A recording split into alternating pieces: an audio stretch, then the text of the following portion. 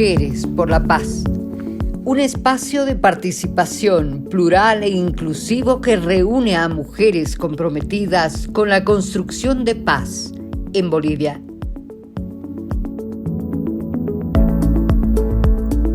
Un nuevo encuentro. Gracias por acompañarnos. En este y en los siguientes programas seguiremos hablando del camino de la paz frente a la violencia. Hoy nos acompaña Verónica Rocha, reconocida profesional en el ámbito de la comunicación política, quien nos compartirá su mirada sobre los conflictos y la violencia en nuestro país.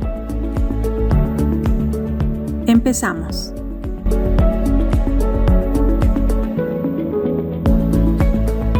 Dialogando, nos reconocemos, nos entendemos, nos aceptamos y valoramos. En este segmento, invitamos a diversas personas para que compartan con nosotros sus miradas, perspectivas y posiciones sobre temas relacionados a la paz y la cultura de paz.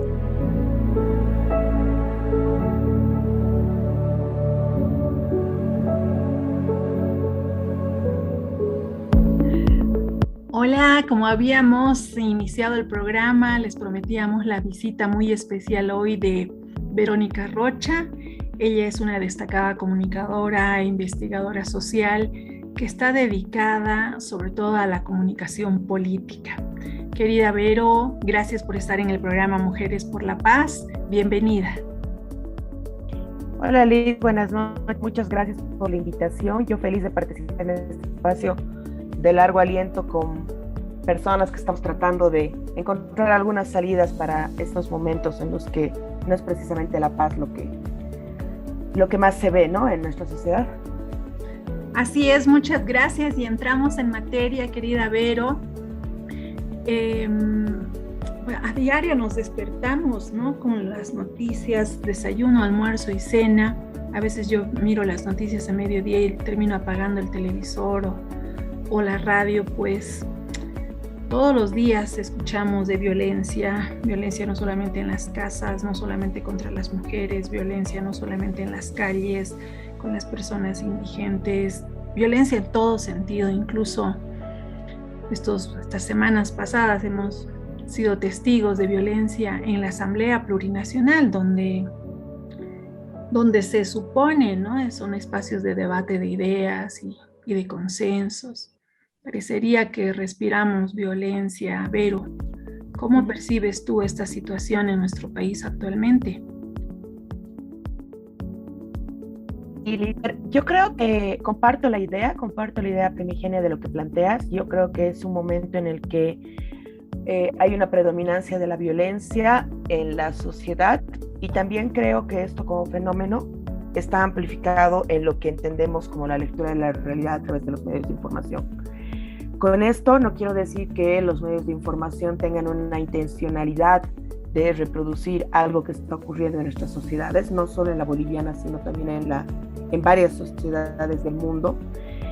Pero sí quiero señalar también algo que ocurre hace mucho tiempo, que tiene que ver con las malas prácticas en el periodismo, y que, dependiendo del escenario y el contexto sociopolítico que se tenga en la calle, en la vida social, pues muchas veces los medios llegan con retraso a recuperar un poco el rol mediador que debieran tener entre lo que debiera ser el sistema político y la sociedad. Pareciera más bien que el trabajo que hacen por muchos problemas de desempeño periodístico como tal, en los que se puede ahondar, por supuesto, porque no tienen que ver solamente con una voluntad, sino con problemas muy complejos que atraviesa cada vez con más crudeza el periodismo, pues al día de hoy lo que termina siendo el producto de su trabajo a través de estas malas prácticas termina siendo una agenda que privilegia el conflicto, privilegia la confrontación, privilegia la polarización, privilegia las partes, cualquier altisonancia verbal, comunicativa de cualquier parte que esté ahí puesta para inflamar las sensaciones, que no busca necesariamente el diálogo, pues lastimosamente por un tema un poco de producción de noticias, pero por un tema también de consumo de noticias, termina siendo algo mucho más relevante que los pequeños espacios desde los que se brega por tender un puente, por generar un diálogo, etcétera, etcétera. Es claro que estos contenidos que apuntan más a generar una sociedad dialógica, a promoverla, y más democrática, por supuesto, siempre tienen menor rating en términos de consumo, y esto es como un círculo vicioso en el que, bajo el argumento de que no es lo que la gente pide, pues tampoco es lo que los medios producen, y en general lo que se ve, lo que prima en las noticias es siempre un poco más de lo que tenemos en la sociedad, y esto, por supuesto, tiene bastantes efectos negativos, porque la representación de la realidad suele estar mucho más,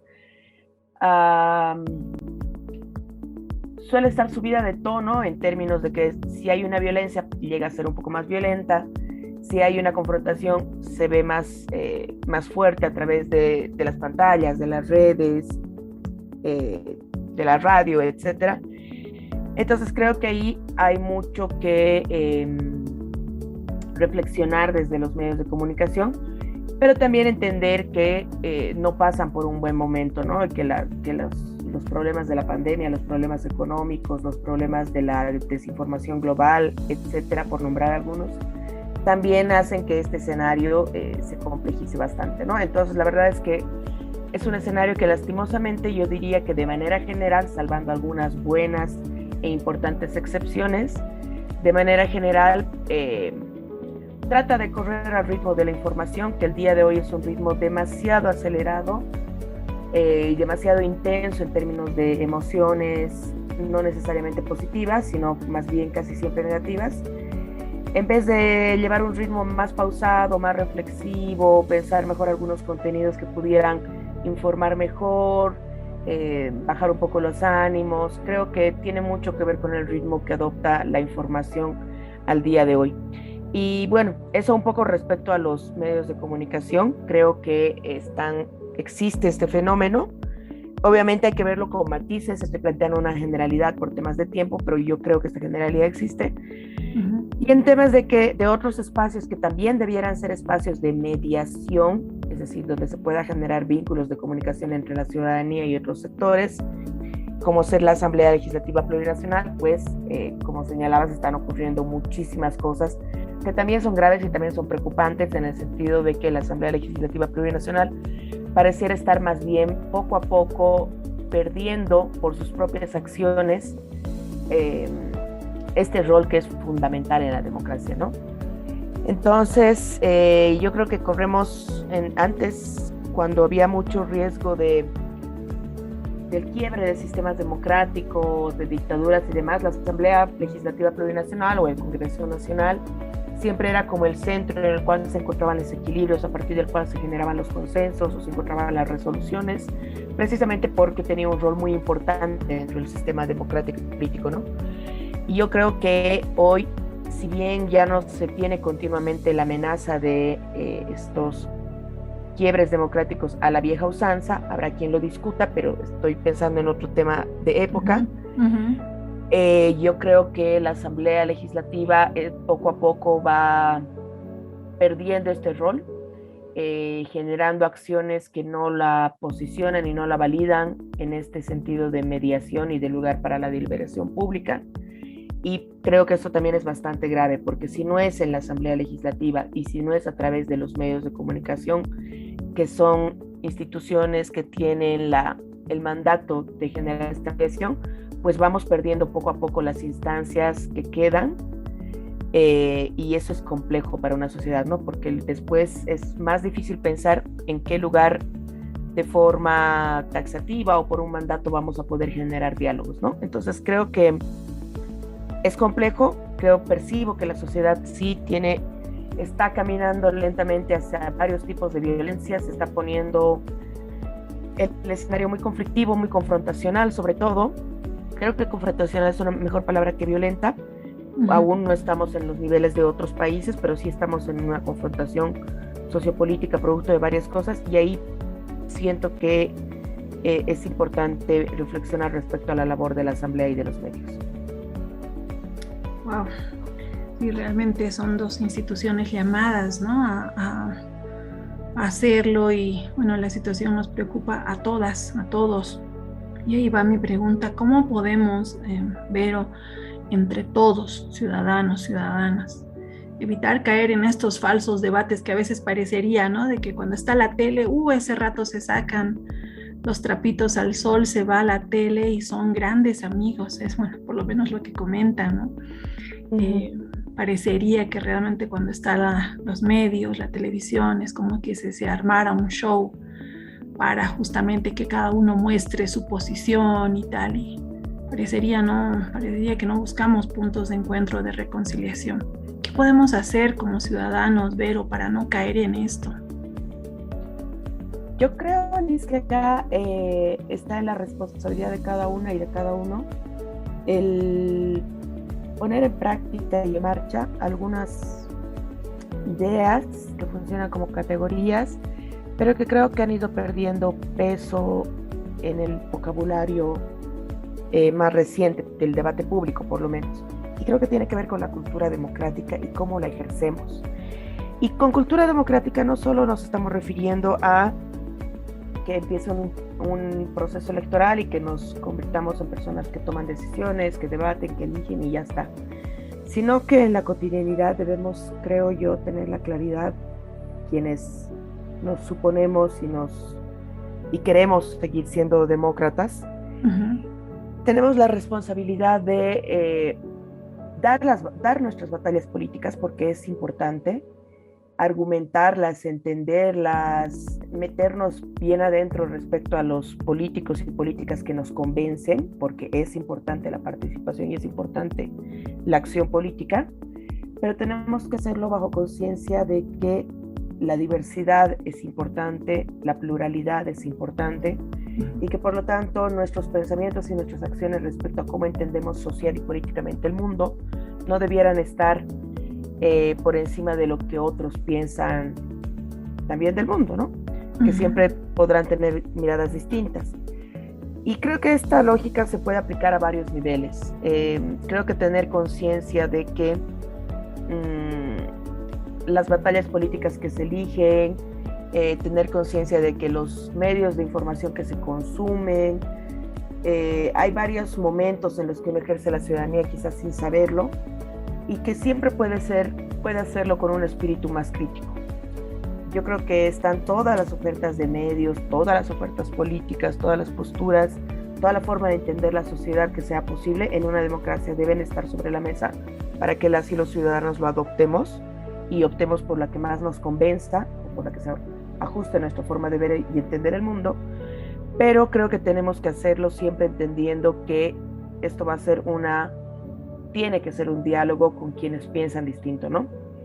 Entonces, yo creo que tener una postura crítica continuamente respecto a lo que consumimos, a lo que pensamos, a lo que miramos, y que usualmente viene desde nuestros políticos, desde nuestros medios de comunicación, si podemos ser capaces de coger estos contenidos que consumimos, ser críticos, para no siempre aceptarlos de manera cegada, por decir algo, sino poder masticar y ver realmente cuánto de eso es verdad, cuánto de eso realmente se aplica, o cuánto de eso es útil para fines comunes, no solamente para fines del segmento al que uno pertenece o se adhiere.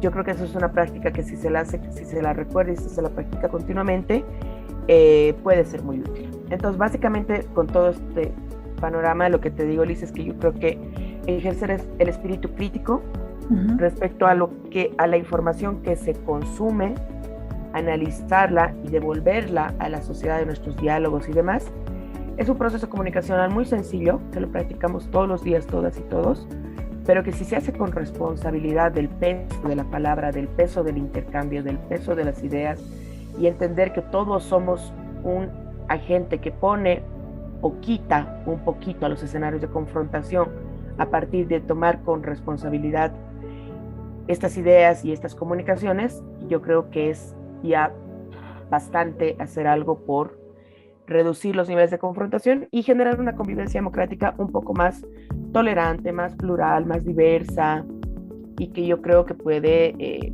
tener efectos positivos para la democracia y a la sociedad. Vero, en medio de esta importancia que debemos darle a la diversidad de pensamiento, de visiones, ¿no? A comprender que no todos piensan y sienten como yo siento. Cuando te hablo ya, si nos puedes ayudar comunicacionalmente desde tu profesión, ¿cómo podemos hacer? Si ya estamos metidos, y esto ya más para la ciudadanía, ya estamos metidos en medio de un conflicto, ya la tarreamos, dijimos de más, hablamos de más, herimos a la persona con la que supuestamente tenemos un conflicto, una contradicción, hemos herido, hemos lanzado palabras duras. ¿Cómo podemos hacer para detener esta espiral, para que no siga subiendo? ¿Qué es lo mejor? ¿Callar? Ignorar a la otra persona, hacerse a un lado, no mirarla más? Esto ya en el día a día, Vero. Yo creo que es una pregunta bien interesante la que planteas, Liz, porque efectivamente yo siento que ahora hay mucho de hacer que las cosas ocurran, formar parte de algunos segmentos que buscan que las cosas no sean necesariamente las mejores en términos de convivencia. Así es. Y luego no hacerse cargo. Entonces un poco lo que tienes es que tienes escenarios en los que yo creo que ya ha habido quiebres sociales muy profundos, producto de posiciones usualmente políticas, y que ahora nadie se hace cargo de eso, ¿no? Todo el mundo acusa con el dedo al del frente para señalar que los culpables de la polarización y de la confrontación son otros, y escapamos mucho de la responsabilidad que tenemos, que no necesariamente es haberte parado a agredir a alguien o a gritar a alguien, sino que muchas veces puede ser el conformar parte de un bloque que de repente, en el afán de ganar la pulseta política, denigra, desprecia, humilla, insulta a otros colectivos que no necesariamente piensan como lo hacemos, ¿no? Entonces, respondiendo un poco a tu pregunta, yo creo que en la respuesta anterior yo te decía que creo que es muy importante ser muy crítico respecto a la información que se recibe, se procesa y también con las ideas. Ahora, en esta otra pregunta, creo que es tremendamente importante ser autocrítica o autocrítico con lo que uno hace, porque la verdad es que el ser humano en general no es pues infalible, no es una persona que porque soy yo y porque yo me leo a mí, todo lo que hago per se es bien, y todo lo que he hecho en esta vida que traigo acá, siempre lo he hecho bien, el resto es el que lo hace mal. Creo que ese es un sentido absurdo de entender las cosas y muy carente de autocrítica, ¿no? Entonces creo que es un poco, es un trabajo que es posible, el darnos cuenta como ciudadanas y como ciudadanos en qué momento realmente hemos sido parte de algo que posiblemente nos haya hecho sentir después engañados o manipulados, pero que definitivamente en algún momento hemos sido parte. Y yo creo que hay dos momentos en los cuales estas cuestiones se pueden revertir. Uno primero tiene que ver con ni callarse ni hacerse a un lado. Pero dentro de este no callarse y no hacerse al lado, creo que también hay silencios reflexivos que son importantes. Me parece que cuando hay una pugna de manifestaciones, de símbolos, de gente como avivando las llamas, muchas veces optar por el silencio es una buena opción. Pero creo que también que tiene que ser un silencio estratégico en la medida en que muchas de las veces las injusticias hay que denunciarlas, hay que alzar la voz, pero no es necesario que sea todos los días. O sea, entender un poco que nuestra voz no necesariamente cambia todo el escenario todo el tiempo. A veces nuestro accionar, un accionar decidido, estratégico y reflexionado, puede ser más importante que estar hablando todo el tiempo. Ahorita estoy pensando concretamente en las redes sociodigitales. A veces tenemos la sensación, y esto nace un poco producto del ego, de que todo lo que pensamos en ese momento tenemos que decirlo a la gente. Esto pasa sobre todo en temas políticos o en polémicas sociales. Y la verdad es que eso es un desgaste de la palabra nuestra, es un desgaste del pensamiento nuestro, porque muchas veces es solamente reactivo y realmente no aporta a nada más que a un gran universo de expresiones que realmente no significan nada más que cosas reactivas. Sin embargo, optar por escribir algo con conocimiento de causa, manifestarse por algo que uno cree, pero hacerlo con calma, escribir un texto, revisarlo 2 veces, tratar de que sea lo más responsable posible, como decía en el primer ejemplo, creo que ya es aportar bastante. Y para ser responsable en estas expresiones y en estas manifestaciones, siempre es importante complejizar los escenarios. La persona que usualmente tenemos al frente cuando hay algún tipo de confrontación, en el mayor de los casos, pero diferencia de criterios en el más mínimo y en el más cotidiano, no siempre está en un plano muy simple de la realidad en el que se manifiesta porque se manifiesta y ya está. Si uno trata de complejizar los escenarios en los que pasan estas manifestaciones o estas ideas salen a la luz, se da cuenta de que la complejidad en la que vivimos todas y todos los bolivianos son muy distintas y son muy diversas.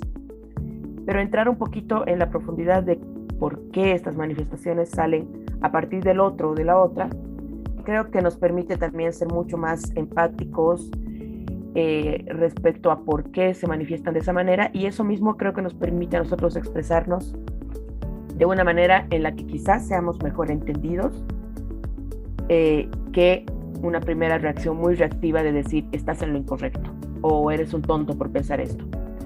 Creo que si hay más tiempo, hay más responsabilidad, un poco como decía al principio, de repente esos mensajes pueden salir mejor y puede generar un diálogo mejor, pueden hacer reflexionar a otra persona, uno mismo puede reflexionar.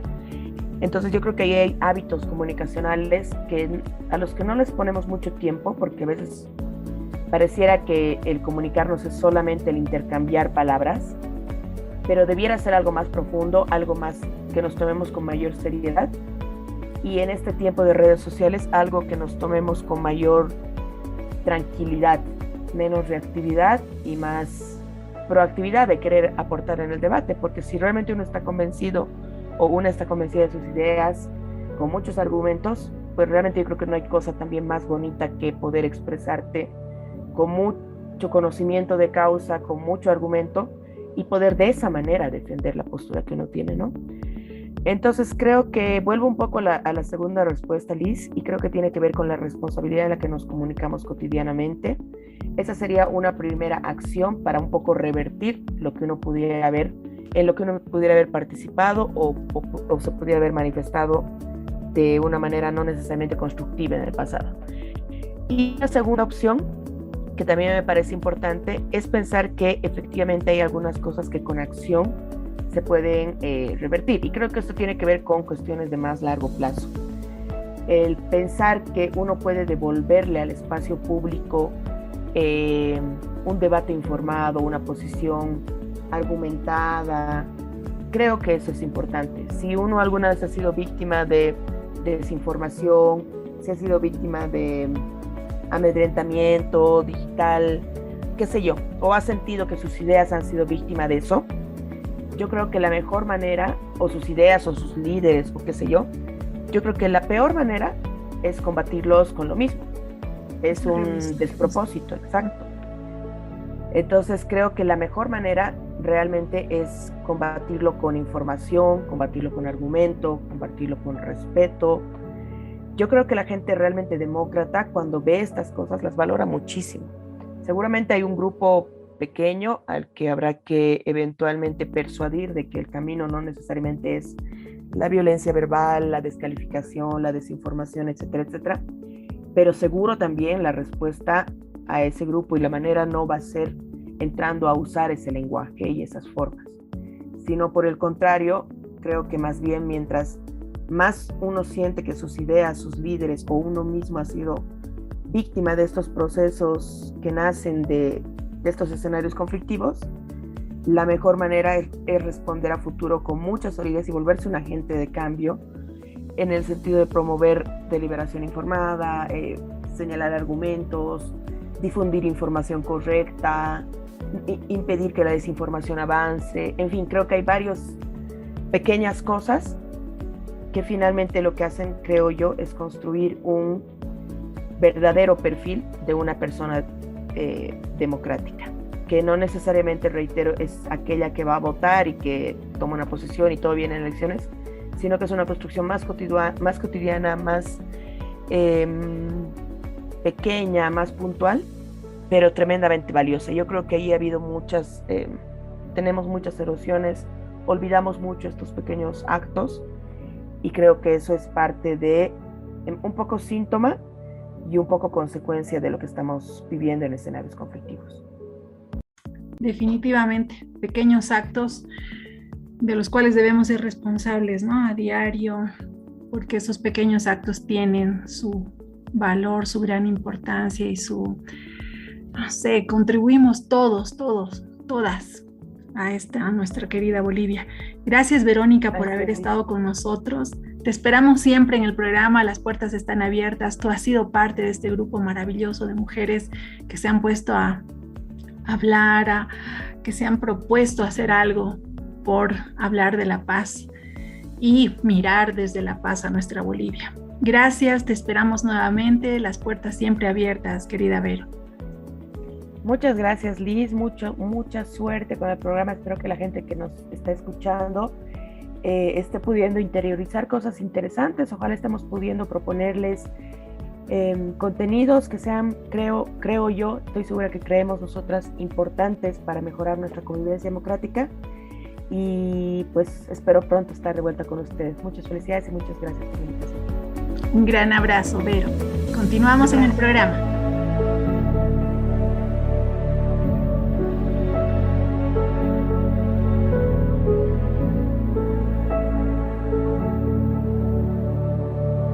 Mujeres por la Paz, un espacio de información y difusión de temas que contribuyen a promover valores democráticos y de paz.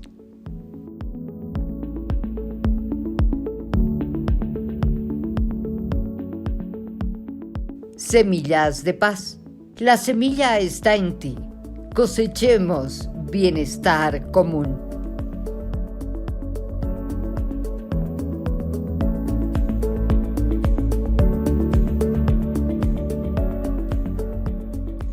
Coherencia. Hoy me comprometo a decir y hacer aquello que pienso.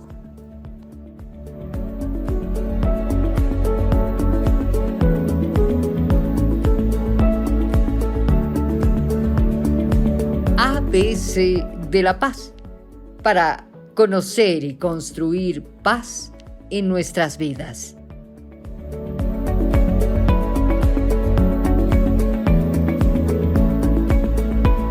En este segmento te compartimos información sobre temas fundamentales para ampliar nuestros conocimientos sobre cultura de paz.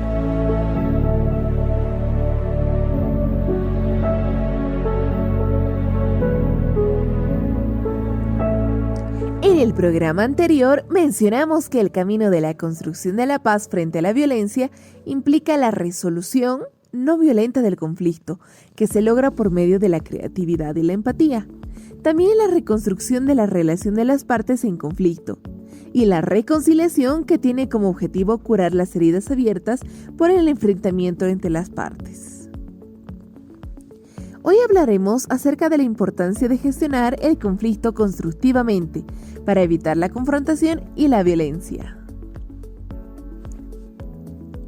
Los conflictos están presentes en nuestra vida cotidiana y es frecuente que hayan conflictos para organizar las tareas de la casa entre los miembros de la familia, en el trabajo, con la casera del mercado, en fin, pueden surgir conflictos por doquier. El papirri diría el chenco total.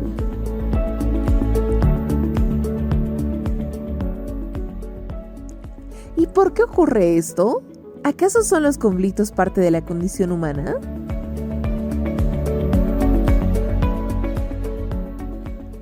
¿Por qué surgen los conflictos? El conflicto surge por la existencia de los intereses incompatibles o la percepción de los intereses entre dos o más personas o grupos que son incompatibles, y los conflictos son parte de la vida de toda la sociedad. No son en sí mismos ni buenos ni malos, depende de la manera en la que se los plantee y se los aborde, para que sus resultados sean positivos o negativos. Y no se trata de evitar conflictos, lo cual es posible, sino de gestionarlos constructivamente para evitar la violencia.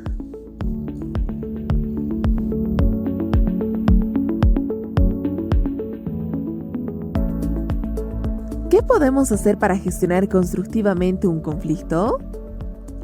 El primer paso es analizarlo. Analizar el conflicto ayuda a comprenderlo, a entender el contexto, es decir, el ámbito geográfico, político, económico, social, cultural en el que se produce. Y también es necesario indagar las causas del conflicto, entender mejor cuál es el problema, qué está detrás del conflicto y dónde está el nudo del chenjo.